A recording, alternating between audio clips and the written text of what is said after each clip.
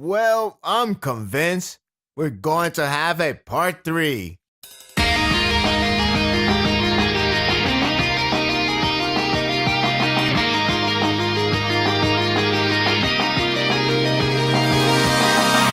It would seem that we are very close to the end of the arc, which also means the end of Red.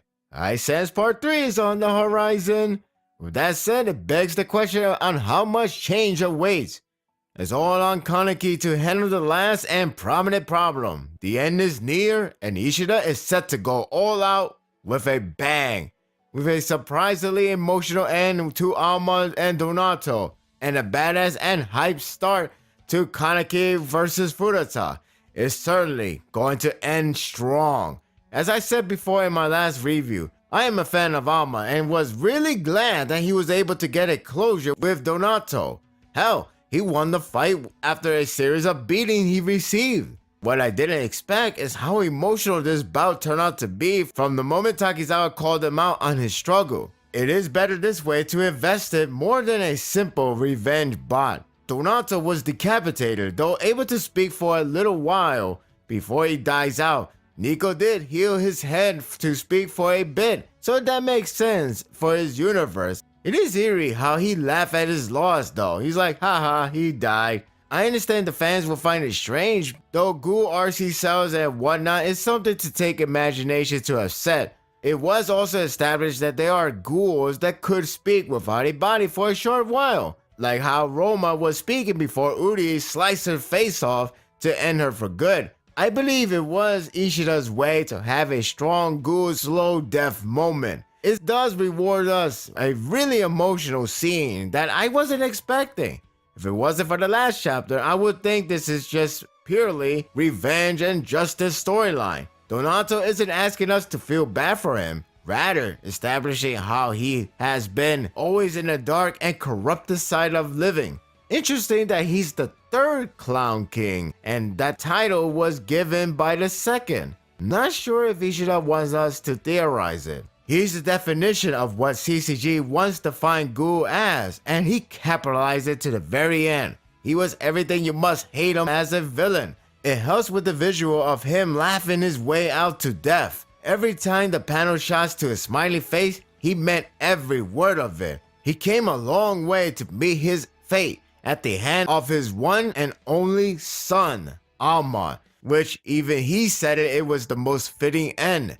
His grin in the last chapter makes sense with how perfect the setup is for him to go out. But Ishida goes in deeper with the later scene, as his death was going to be a cold and dreary end. Alma adds in for the powerful emotional impact. After learning about his inner feeling, it's a bit surprising that he kept his straight face for so long. I know this is his enemy, but a small crack on his face can happen. I got a bad feeling that his words were really going to be very sad. Donato talked about his life as a villain. Amon, however, talked about the memory. Those moments he recollected can be argued to be contradicted to everything what Donato finished saying. It's night and day difference. The fact he remembers those days prove how much dear they are to him even after the moment of betrayal, or rather, heartbreak. Those times cannot be erased and it will always be affected to Alma, no matter how much he denies it. It was supposed to be a simple revenge story, but it became sorrowful. What did it for me is Alma elaborating how he has all the reason to hate him, despise him, and wanted to get a closure. Yet it was too much to bear the emotion he still have. Alma crying for him is so disheartening yet humanizing. His words never felt so powerful. It's not easy to kill someone who raised you, and it's even harder when you love someone dearly. Alma couldn't hide the fact any longer, and that's why he finally let out his genuine feelings. It's the development that was long waited, but the cost was always severe. Donato's final laugh is really interesting as it leaves on an ambiguous note. He was called father by his cherished son, and it makes his story into a masterpiece. He laughs with tears until he finally dies. Was he crying from laughing so hard because of how perfect the story was? or crying from sadness because of how he was seen like a father to Amon, who arguably the only child he legitimately cared for. There were many hints from the past that Donato was always fond of him, as well as vice versa, despite the disconnecting thoughts. They found a connection to remember in the orphanage. It's only fitting for one to end another. I thought this was one of the best death scenes of the series. It was eerie, cold, and teary by the end. I was sold by the reactions. Ishida is at his best when exploiting the emotion in subtle and explicit way. It's not really funny, but I find it comical that Owl is now stopped, only we still don't know if it was Eto or not. It left with CCG and Ghouls about to approach it, ending before any confirmation. You gotta wait for a bit longer. Ishida is probably at his best when teasing. It's a small scene, but I find it charming, with Toka sitting beside Saiko whispering Maman. Seriously, Toka should adopt her once this is over. It is evident that this could very well be the final volume of Red when it shifts to the main event, Kaneki vs Furata. This is the only part left to cover, which would mean there will be a third part. It does make sense seeing how much of a setup this last arc has ensued so far. It would make sense to have another time skip as well to clean up the awful mess from Dragon. Who knows? Maybe Ishida will pull a Golem Hearts and solve all problems in a matter of a chapter. If you ever read that, it's hilarious when it ended. I know it got canceled, but trust me, the ending is hilarious. I love how the battle begins. First of all, for those who believe Furata has everything all part of the plan, despite his more or less doubts, fans can be at ease with the fact he was genuinely surprised that Kaneki is alive. Honestly, if he did say it's part of the plan, that would be too much. Anyway, I was under the impression that there would be some serious discussion to behold, but Kaneki wastes no time and nearly takes his head off. I laugh at how Furata reacted, believing Kaneki wants to ask question. There's just one problem. He don't care. I feel like Shu in part 1, drowned by his badassery. It feels like this Kaneki is the embodiment of all Kanekis before it. Basically, when he fights, he becomes Kuroneki as fans will call it. If so, that is awesome. Clearly, he's done with Furata's shit. Poor guy, he thought he's against the shonen's protagonist.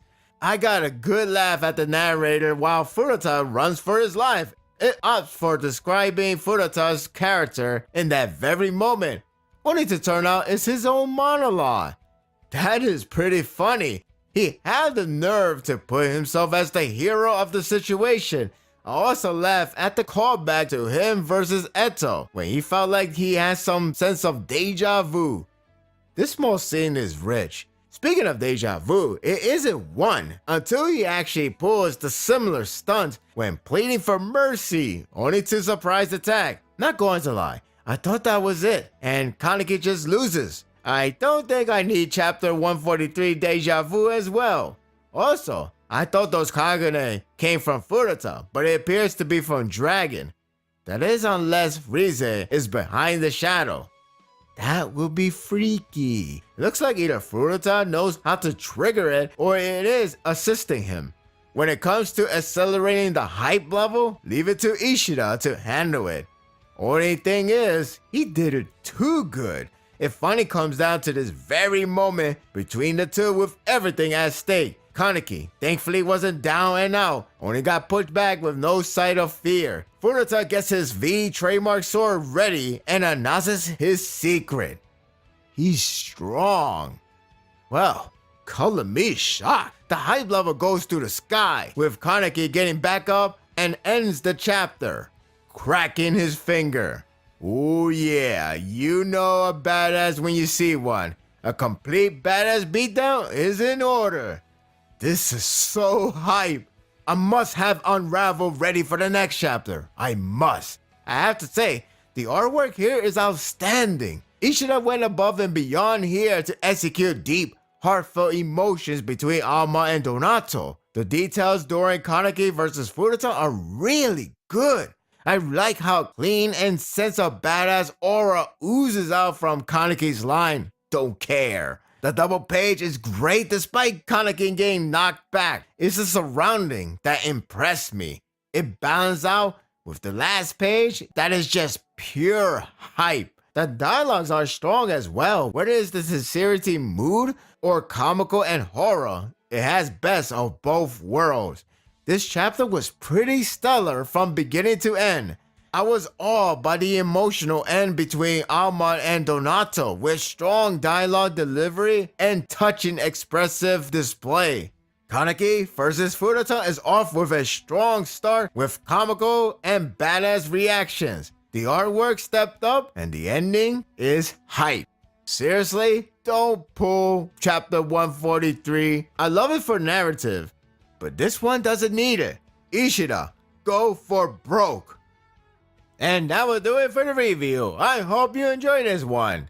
I mean, if we're gonna have a chapter 143, it better be vice versa. This time it'll be Furuta taking the hit. But still, I think this is the appropriate time to showcase the entire battle.